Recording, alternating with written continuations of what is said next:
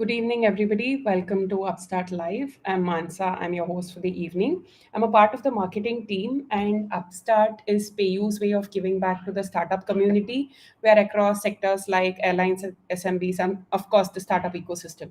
So we have seen that startups do have struggles or challenges when they are talking about certain topics, maybe marketing and otherwise.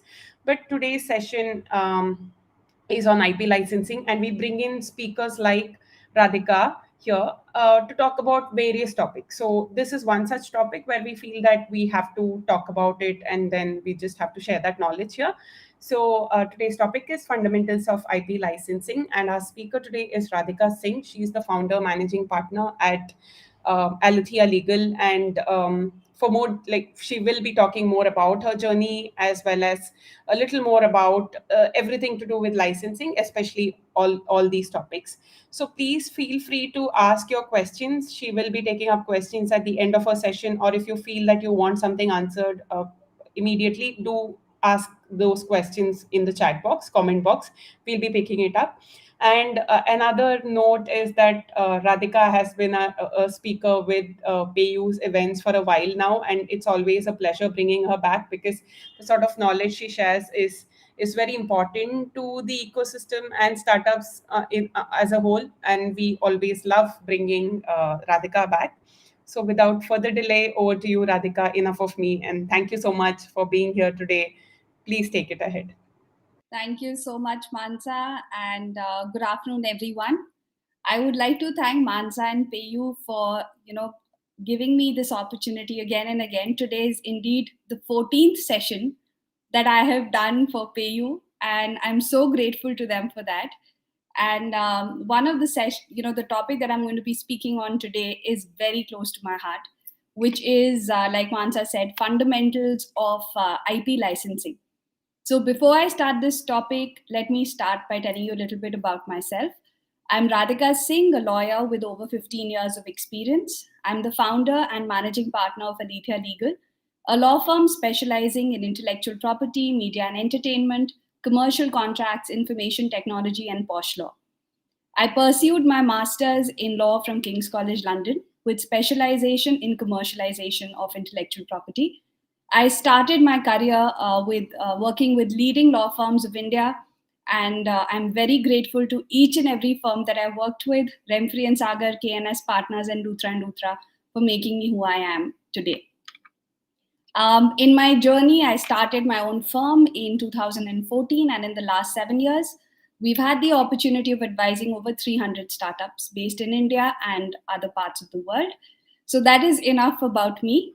And today's session, I'm extremely excited because I'm very passionate about empowering and enabling entrepreneurs and business owners in commercially leveraging their IP assets to make their businesses financially strong. So without further ado, let me start. I'm going to start sharing the screen, Mansa. Yeah.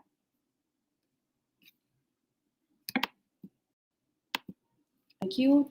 Let me know if you're able to see my screen. Yes, it's up now. It's up. Perfect. Thanks, Mansa. So yes, once again, fundamentals of IP licensing. And today, what we're going to basically do is we're going to cover, what are the different types of IP assets that we have. A lot of people, when I say intellectual property, they think of only patents. So through this session, I thought, let me clarify what are the different types of IP, the main IPs. And then we're going to move next on. What do we mean by commercialization of IP? When I say leveraging your IP commercially, what does it mean? And what are the different modes of licensing intellectual property? So we're going to cover that. Then I will try and talk about some of the important clauses that should be there in an IP licensing agreement. We won't be able to cover all the clauses, but at least the ones that are the most important ones. And I would like to end with advantages of IP licensing. So let me start by telling you briefly about what are the various types of intellectual property that every business has. Every business will either have a trademark, copyright, patent, or design. One of these 4 IPs will definitely be there in each and every business. So let me start by saying how. So intellectual property refers to creations of the mind, such as your inventions, literary and artistic works, designs and symbols, names and images used in commerce. The basic IP assets that best in every business are trademarks. This is something which is your brand name. The name of your company is a trademark. The name of a business or a product or service you offer, the name under which you offer that becomes a trademark. Any slogan that you have, taglines, domain names are all trademarks, the basic purpose of which is to help a customer associate the brand with the products or services offered by the company. For example, if you see a swoosh sign on a t-shirt, you know it belongs to Nike, right?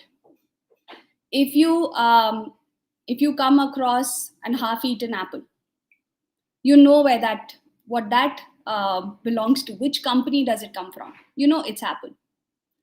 If you look at finger licking good, you know what I'm talking about. That is a slogan, that again is your trademark. Then comes copyright.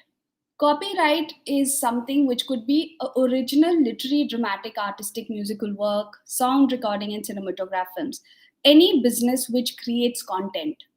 It could be a literary content. It could be an author who writes a book.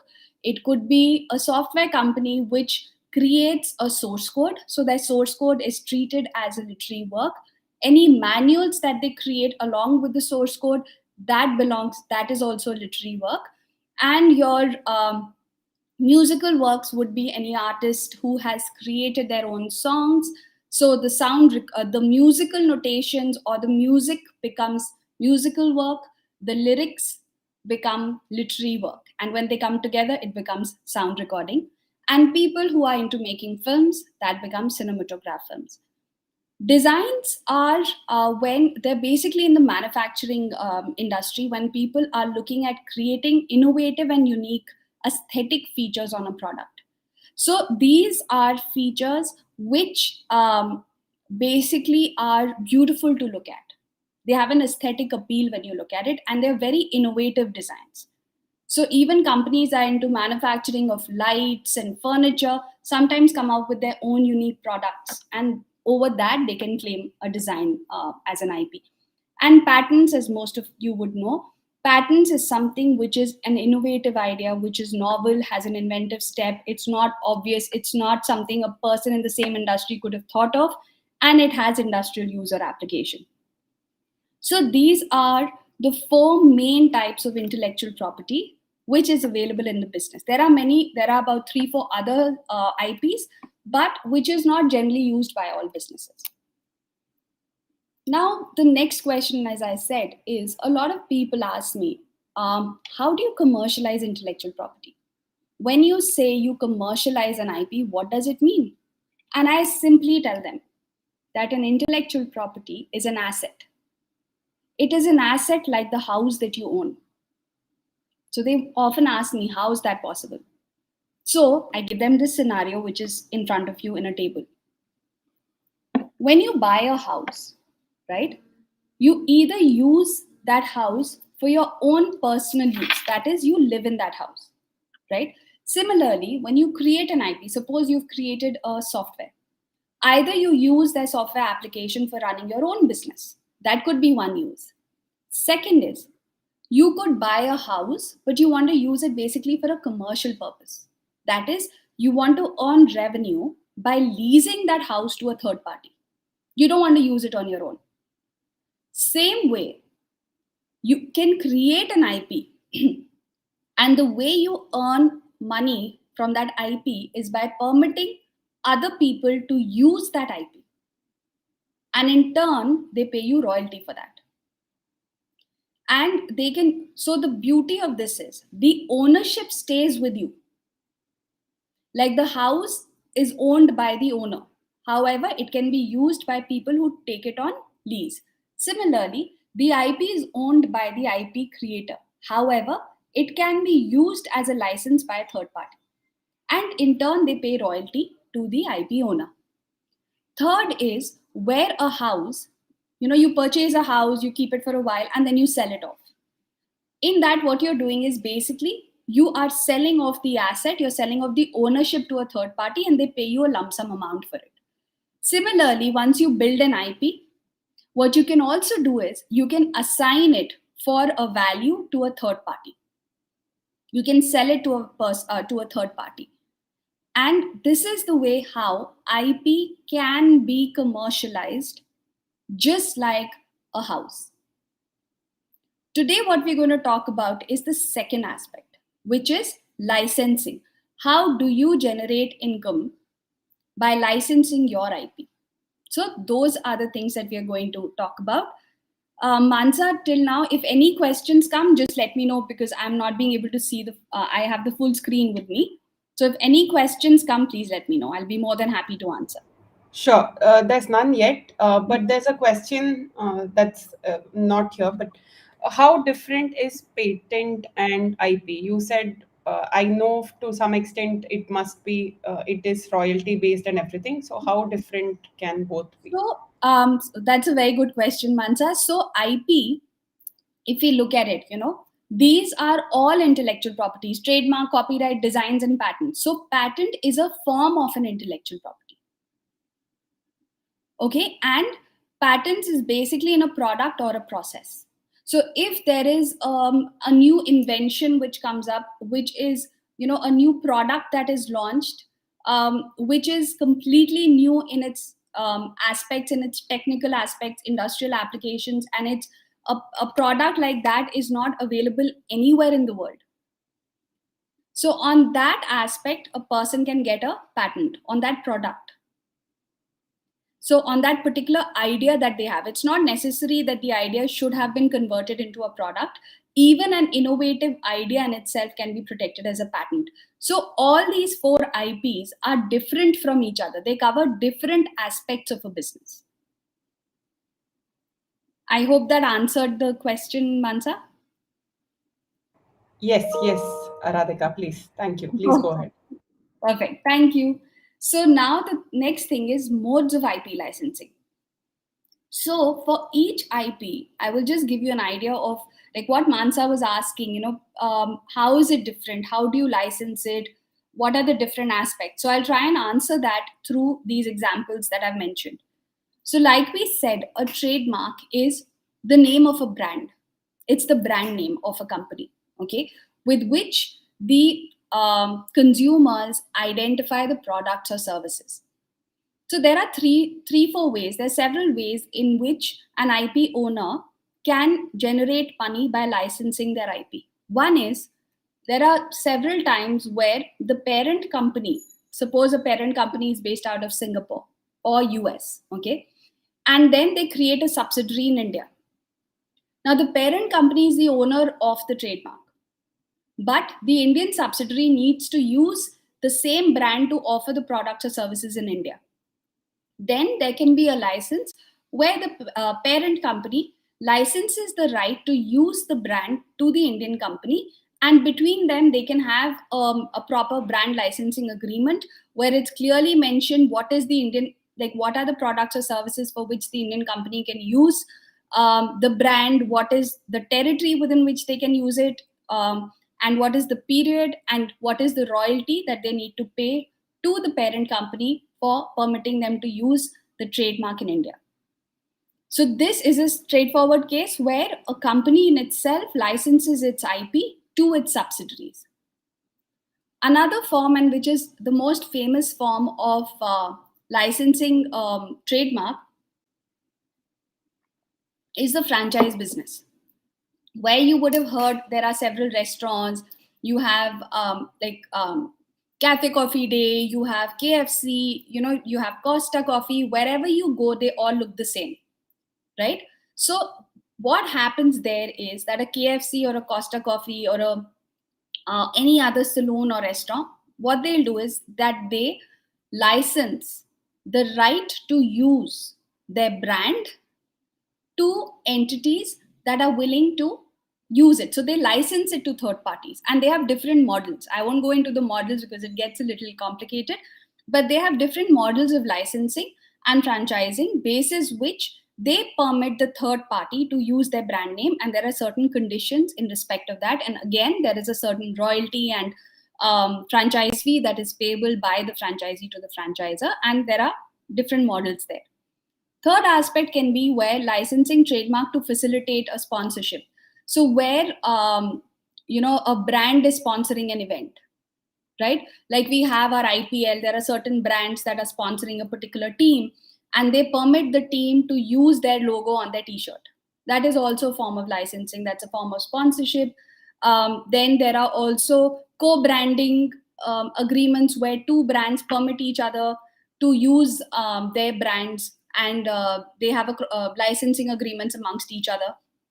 So what is basic licensing is permitting a third party to use your IP, and in return for that, they pay you royalty. So in trademark, these are the basic ways in which people can license their brand and generate income out of that. If we look at copyrights, okay, if we look at copyrights, in copyrights, there are places where, there are authors who will write a book, and they will enter into a licensing agreement where they'll grant the publisher the right to publish the book. They're not assigning their rights. They are permitting, they're licensing the right to publish the book to a publishing house. So they're giving them the right, but the ownership of the book stays with the author. Similarly, where there may be an agreement between an author and a production house. So this will depend upon the kind of arrangement that has been agreed to between the author and the production house, or the author and the publisher. A very common form of copyright licensing is licensing of copyright in a software. So there are people who, like I said, companies who develop a software, and how they generate income is by, we have our SaaS platforms, IoT, they create IoT products and services, or SaaS software as a service. And how do they generate income is by giving the users the right to download that particular app or to use that particular software. And in turn for using that software, they pay a certain royalty, or they pay a certain amount to the owner of the software. It could be in the form of a subscription, it could be in the form of a fee, depends again upon the arrangement between the parties. But that is how a lot of software companies or tech companies are generating income, by licensing the right to use their software to third parties. So these are some of the modes of IP licensing for trademark copyright. Similarly, in designs, what happens is there are these big companies who are into mainly, they will manufacture products which are aesthetically viable to look at and aesthetically very beautiful to look at. And then they design it, and then they license it to a manufacturing company who takes the designs from the manufacturer and then manufactures it on their own.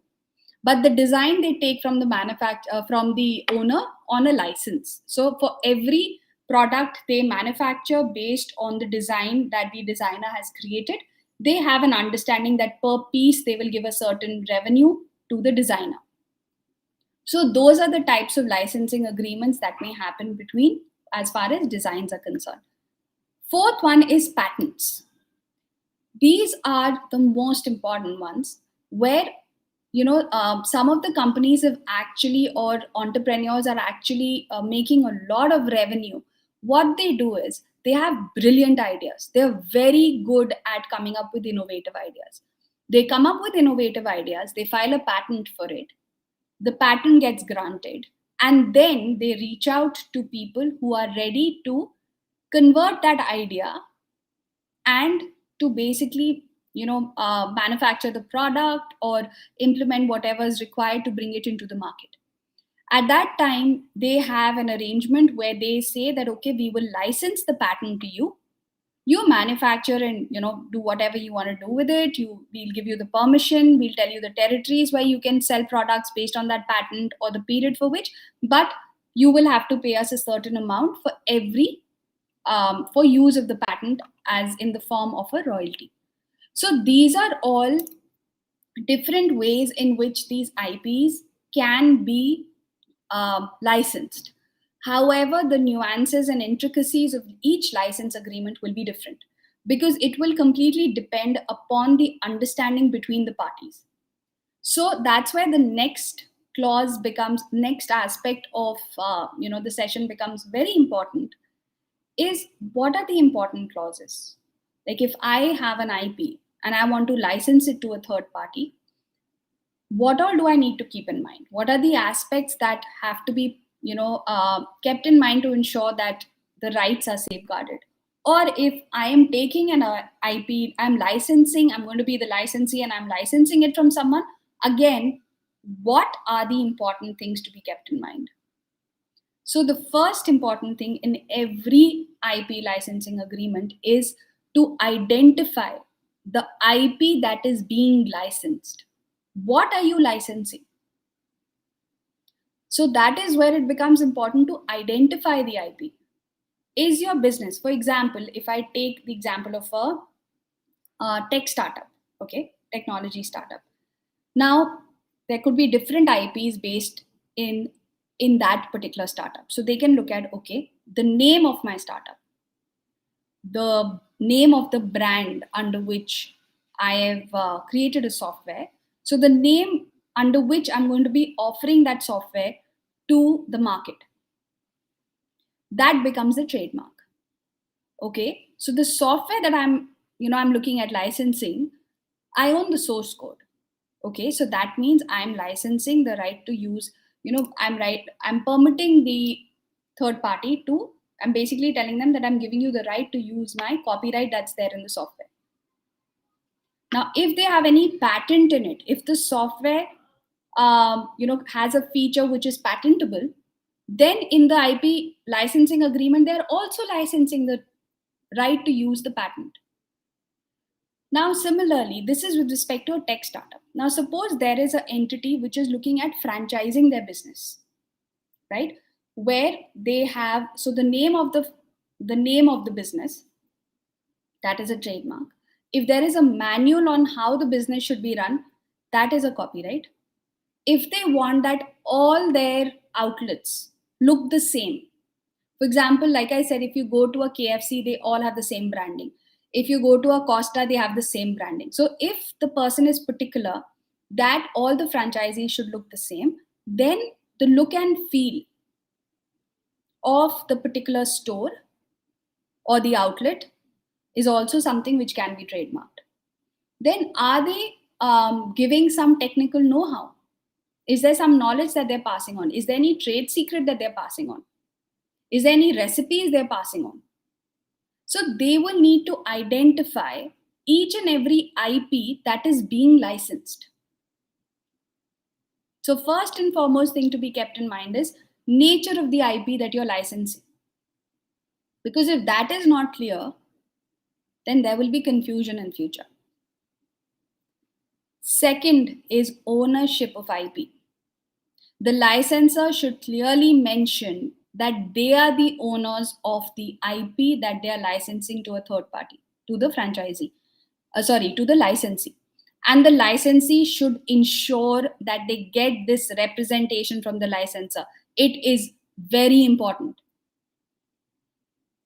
because you are paying to get the IP, to get the right to use the IP. And if the owner does not give you a representation, then on what basis will you be?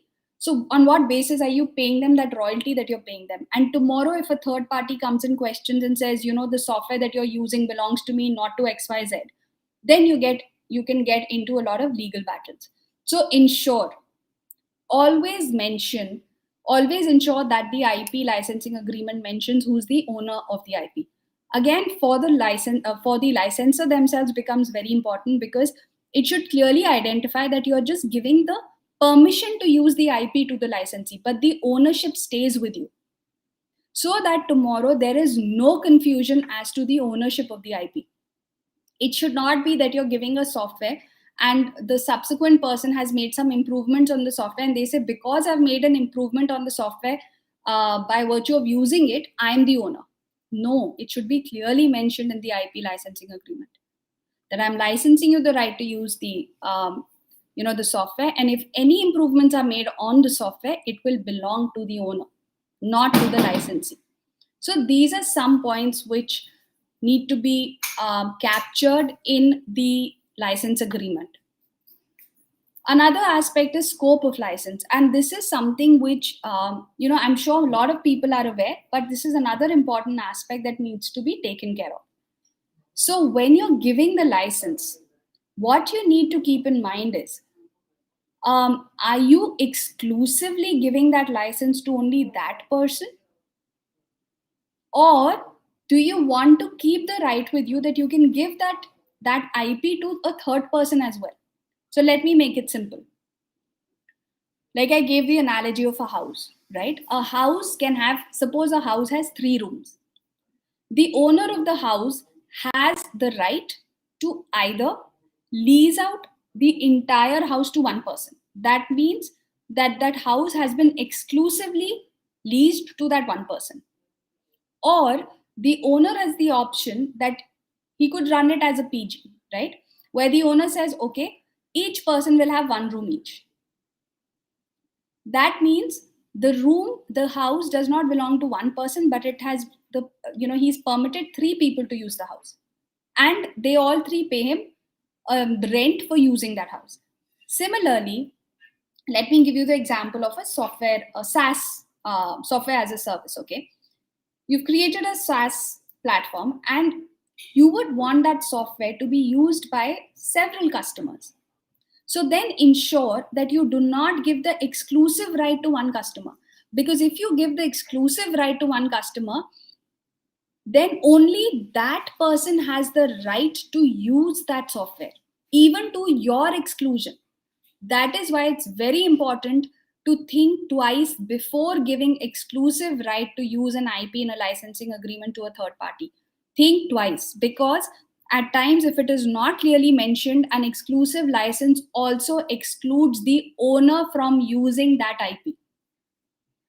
So, in very clear terms, identify what is the scope of license. Do you want only that person to use it? Then obviously the royalty that you'll ask for will be much more, because you're only giving them the exclusive right. But if it is non-exclusive, then you can give it to multiple users. So these are certain aspects which definitely need to be looked at.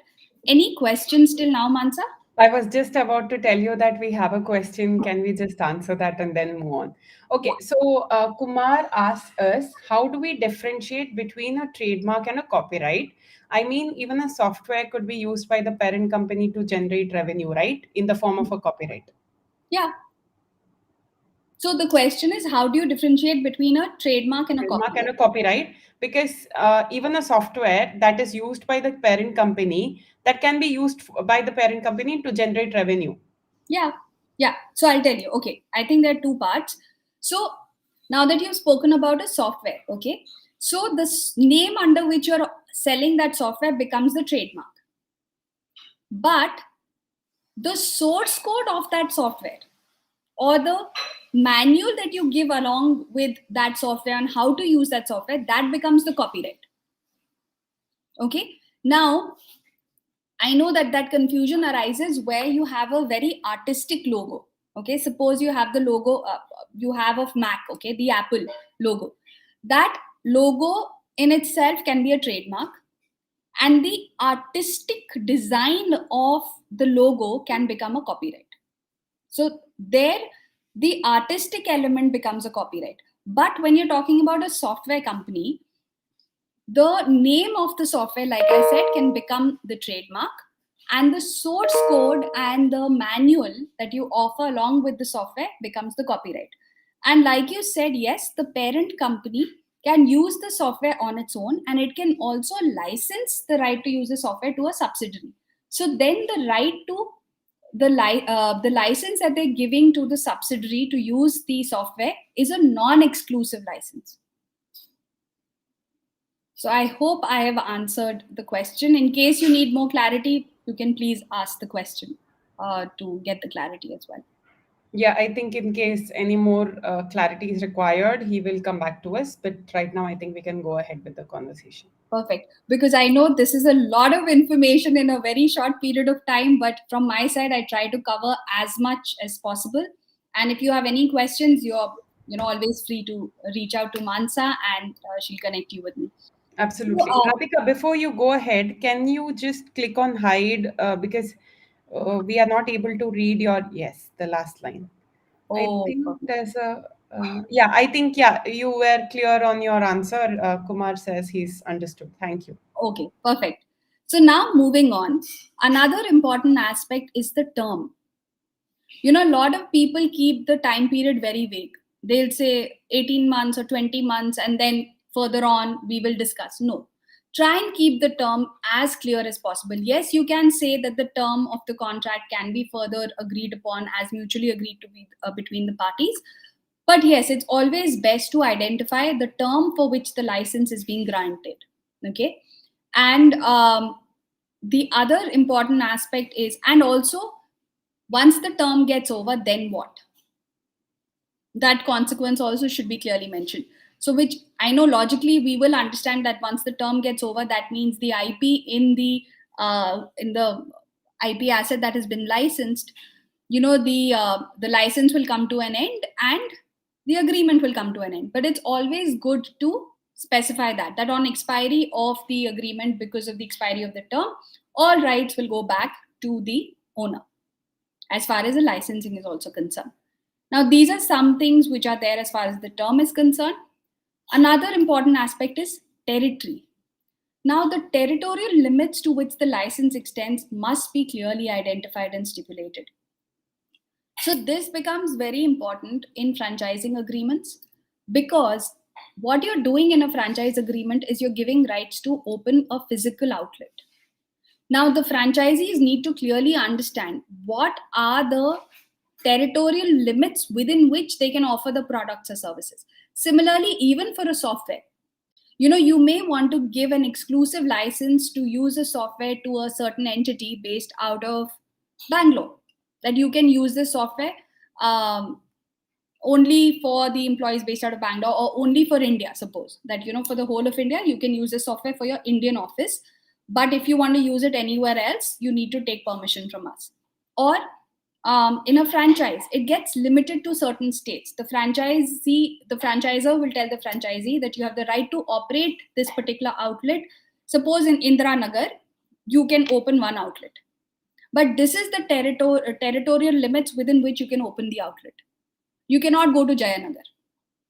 Okay, this could be within the state, within this, within Bangalore, you can do this. Then they can say, okay, we are giving you the franchise for the entire state of Karnataka. Then they can say India. It could be worldwide. It could be some specific countries like Indian subcontinent, Asia Pacific. You need to be very clear on what is the territorial limit within which the licensee can operate, and within which they can use your license. This is a very crucial aspect, and at times people are very vague about it. So, and this also is very important when you're looking at the royalty that is being paid, because the royalty gets, Radhika, yeah. we have a Go ahead. few questions. I think if we miss it, then we might lose out on the No on. problem. Ask Yeah. me, please. More than So there is a question from Lovely. So, is there anything known as IP audit? yes, yes, there is something known as IP audit. A lot of so I know this in the, when there are a lot of startups that are looking at funding. Okay, there is an IP audit that happens to look at, it can be an IP audit, it can be an IP due diligence, depends on what is the way in which the audit is being done, where they basically look at what are the various IPs that the company has in the business.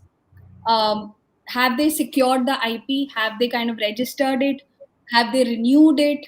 Have they entered into proper agreements to safeguard it? So, yes, there is something known as IP audit, where generally this happens where either an investor is investing in a startup, or if somebody is acquiring a company, then they do a proper full-fledged IP audit to look at these various aspects of ownership, agreements where they have licensed it, or if they have assigned it to a third party, what are the terms of those licensing or assignment.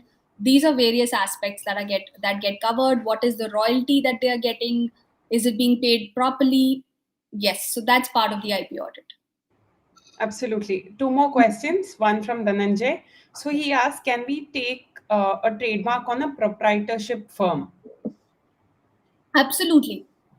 Yes. So a trademark can be filed in the name of a sole proprietorship, your individual name. It can be a company, it can be a partnership, it can be an LLP, and it can be, if you're as an MSME or a startup, you can file in all these aspects. Yes. So definitely as a sole proprietor, you can apply for a trademark. Absolutely. So one last question before we move on. Yeah. From Dave. So he asks, if we have a copyright of a software in India, how can we make sure it is applicable worldwide?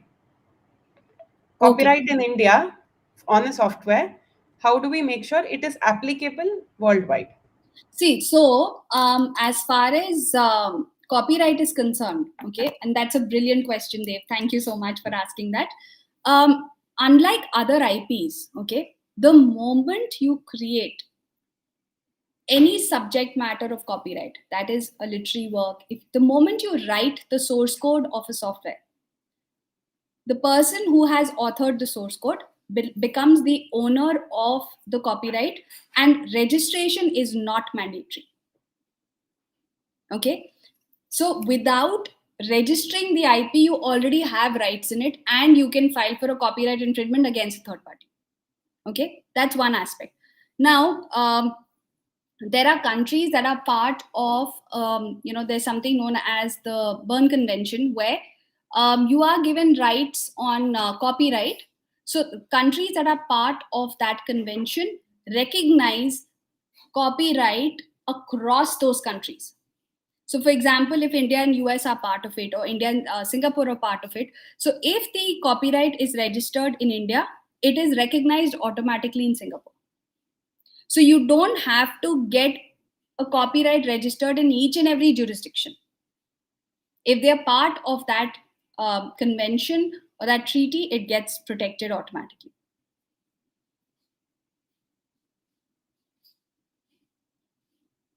Any other question, Mansa? None yet, Radhika. I think we can move on. Okay, perfect. So now, yes, so now we're talking about royalty. So now there are different ways in which a royalty can be paid. Okay, many different ways. There can be a single upfront payment where the licensor says, "See, I don't have the bandwidth to, keep a track on how many products are you selling or the way in which you're using the software. So give me a single upfront payment as royalty." So that can be done. Then there can be a predetermined amount that is going to be paid periodically. So they could say, okay, suppose they have licensed them, they've given them a design, or they said, okay, you are, suppose it's a franchise model, and for every month, the net revenue that you get, 25% or 10% of that has to be paid to the franchisor, that is the licensor, as royalty. So every month, whatever sales that the franchisee does, after making all the expenses, after paying the taxes, whatever is left, the net amount, 25% of that, or whatever the royalty rate has been agreed, will be paid to the franchisor. So that is something which is known as a periodic payment. This also happens in copyright licensing. This also happens in patent licensing and design licensing. And there is an amount periodically paid based on ancillary conditions. Now, there may be certain conditions that, suppose it's a new startup which has taken, the software. So the companies could say, okay, when you sell certain amount of, or when you sign up a big client, then the royalty payment will start. Till then, it is a royalty free license. So it could depend on basic negotiation between the parties on how they want the royalty to be paid. So the best thing about IP licensing is that there is no hard and fast rule. It all comes down to negotiations between the licensor and the licensee, and what do they agree upon. So that's the beauty of a license agreement. The other important clauses which should be there and which should form a part of the IP licensing agreement is permitted use of the IP. The IP license agreement should clearly mention the manner in which the IP can be used and the restrictions on the use. For example, in a software license agreement, you will always see that you can use the software license agreement for your own internal purposes. You can use it. Suppose somebody has licensed a software for a billing software to a client, so they'll say you can use this billing software for your own internal business operations. However, you cannot sell this software to any third party. You cannot use it for commercial use, where you sub-license it to a third party and generate income from it. Then a software license agreement, you all would have seen, has a very important clause which says you cannot reverse engineer the source code. Those are restrictions. You cannot copy it, you cannot reverse engineer it, you cannot try and create something similar. Then even with like in franchises, franchisee agreements, there are a lot of clauses which clearly say that while you're allowed to use the brand, but you cannot combine the brand with some other name. You cannot file an application for the brand in your own name. You cannot come up with a deceptively similar brand name. So these are the permitted use and restrictions, which should be clearly identified, which makes the licensee understand what they can and what they cannot do with the IP. This is a crucial clause. Then reps and warranties provided by the parties. I know this comes across as something which is very general and people don't go through it. Reps and warranties are extremely important clauses in an IP license agreement. Some of the general clauses that come in reps and warranties, where both the parties say they are valid legal entities under the laws that have been incorporated under the laws of the countries where they are based. This will help because tomorrow, and that the agreement is legally binding on is binding on the entity on whose behalf they are signing it. So tomorrow, if the person who is authorized to sign the agreement leaves the company can't say, I'm sorry, that person's left the company, so now we are not bound to pay any royalty to you. No. So the rep and warranty should clearly say that the person who's authorized to sign the agreement is signing that on behalf of the company. And by virtue of him signing the agreement on behalf of the company is bound by the terms of the agreement. Okay. And also that the parties are not prevented by law from entering into the agreement. And one of the important reps and warranties for a licensee is to ensure that the licensor gives a reps and warranty that the licensor owns all rights, title, and interest in and to the intellectual property that is being licensed to the licensee. This, along with the indemnification clause, becomes very important because when the licensor gives the reps and warranties that they are the owner of the IP that is being licensed, whether it's a trademark or a copyright or a source code, for example, then if any third party comes and sues the licensee for using a brand which infringes their brand or using a source code which infringes their source code, and if they file a case against them, then the licensee can go to the licensor saying that you have to indemnify me for whatever losses and damages I have incurred because of your breach of the reps and warranties of the agreement. To simplify it, if I'm a franchisee and the franchisor said that this brand belongs to him, and I start using and offering products or services under that brand name, and the third person comes and says, no, Radhika, you are using our brand, and they sue me, and whatever damages that I have to pay them, I will go to the franchisor and say, now you have to pay me for whatever damages I had to pay them. So that is how the franchisor will be under an obligation to indemnify me for whatever losses and damages I have incurred because of his breach of the IP. So an indemnification and reps and warranties is very important, and you must insist on it if you are a licensee. If you're a licensor, you will want to avoid it, but if you're a licensee, definitely get it included. So this is on some of the important clauses. The others are jurisdiction or the forum for dispute resolution. Of late, a lot of people try and go for arbitration, and they try and go for a sole arbitrator, which will be mutually agreed to between the parties. And in case there is an issue, then they go under the Indian Arbitration Act. But it depends upon parties. Some parties are okay with arbitration, but before that, they also have a conciliation mechanism where parties can speak to each other and try and settle the matter instead of going before an arbitrator or litigation. So these are some of the important clauses. And when the license and the licensing agreement is being entered into between two Indian parties, the governing law is India, so it's okay.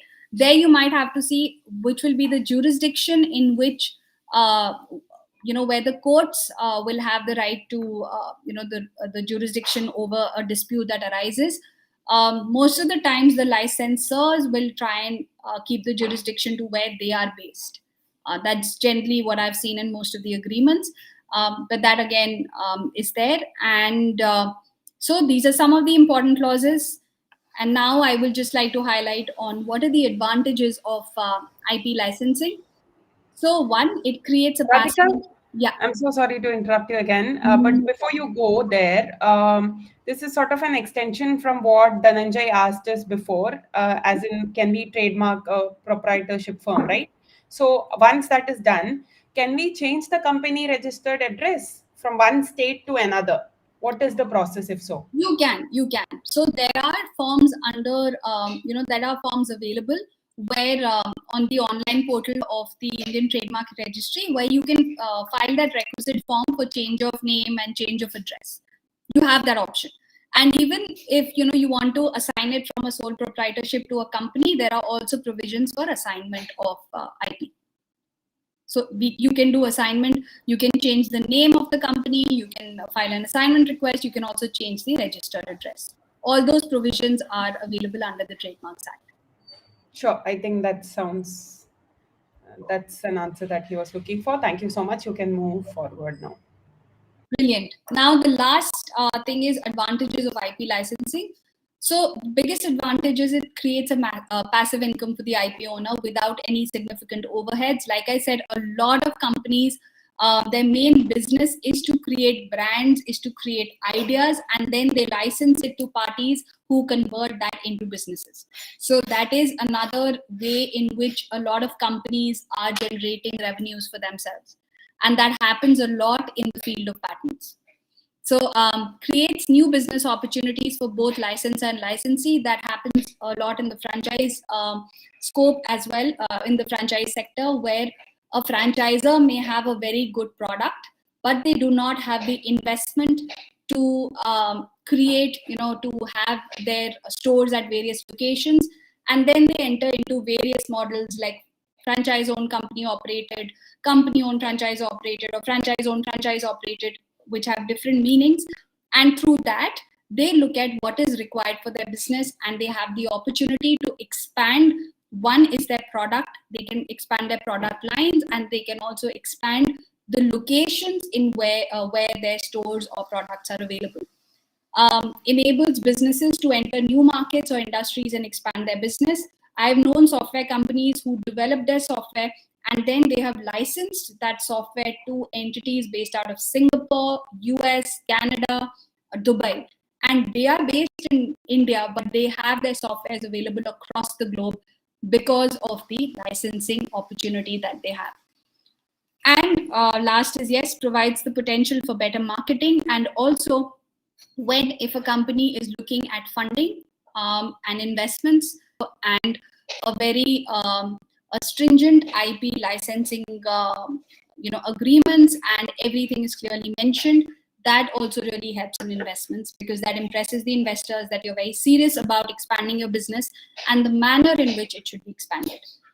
So that is all from me. This is what I could cover in 45 minutes because I wanted to give all of you an opportunity to ask me as many questions as possible. And you can contact us at radhika@aletheiaalegal.com, and this is my number. So thank you so much, and over to you, Mansa. Thank you, Radhika. But I think there is another extension to the question from Dhananjay. He was asking Definitely. if we can change the change company registered address for a private limited. Yes. So change. 1 minute. Okay. Could you repeat that question, Mansa? can we change the company registered address from one state to the other for a private limited company? Yeah. If It in can. case we raise. Yeah, definitely. There's no restriction on that. There's no restriction that it is only for a certain entity. Yes, you can. Sure. I think otherwise there's no more questions, but we will wait and see if Yeah, anything definitely. else does I'd come like up. to. Anything else you would like to cover in the next few minutes while we wait another 2 minutes or something, like a closing note? Yes. So, what I would like to share with people is that a lot of people wonder that they ask often that why is IP important, and that is where I want them to understand that, like we started that in our country, owning a house is very big, right? When you buy your own house, when you buy your first house. Similarly, when you create your own IP, it is an asset you're creating. It is not a liability, it is an asset. And licensing is one of the best ways in which you can commercially leverage that asset to generate income for yourself by keeping the ownership with yourself. So you continue to own the IP, you continue to own. So if you really look at it, Mansa, in every corner of I know in Delhi and Bangalore, every corner like 2-3 years back had either a KFC or a CCD or a Costa. You look and you find it there, right? Imagine the number of outlets that entities have been able to create, not only in India but across the globe. How has that been possible? Is all through their licensing mechanism, and they've grown so big. You similarly in software licensing, a lot of people are doing that. So I would just like to say that invest in IP, look at how you can make your business IP rich, and then look at how you can generate income, passive income. And I love what a lot of startups do. I've had the opportunity of interacting with some of them. They are brilliant at the ideas that they come up with, and all they do is come up with ideas and license it to big companies, and they keep getting royalty from there. That's all they do. They don't have to create the product, they don't have to market the product. No investment, only use their intellectual investment. That's it. So that's something which really fascinates me, and that's why I love doing these sessions, to give people an idea of how it's possible and what they can do. Absolutely. I think, Radhika, we don't have any more questions, but that closing note really would help a lot of people who are listening to this to either explore something on their own or want to do something around the same lines. Thank you so much once again for being a part of these conversations. It really helps, especially when you share these thoughts, because we don't hear about this often. So it's always a pleasure having you here. And I know at the end of every session, somebody is getting benefited, and that's all that matters. And again, thank you so much to the audience for being a part of this. We really appreciate you being a part of this through and through. Also, please catch us on our next session on the 28th. It's with Chinmay Mishra. One of the co-founders at Who Live. He's going to talk about ideation to exit, all the things that comes in a startup. So please be a part of it, and it'll definitely help. Yeah, but he would be sharing a lot of thoughts and pointers about his journey there. So yes, thank you once again, Radhika. It has been wonderful, and please take care. Thank you so much, Mansa, and thank you for each and every person who was here today. And I hope it was of help to you. And Mansa, thanks once again for this opportunity. Thank you so much, Radhika. Take care. Bye.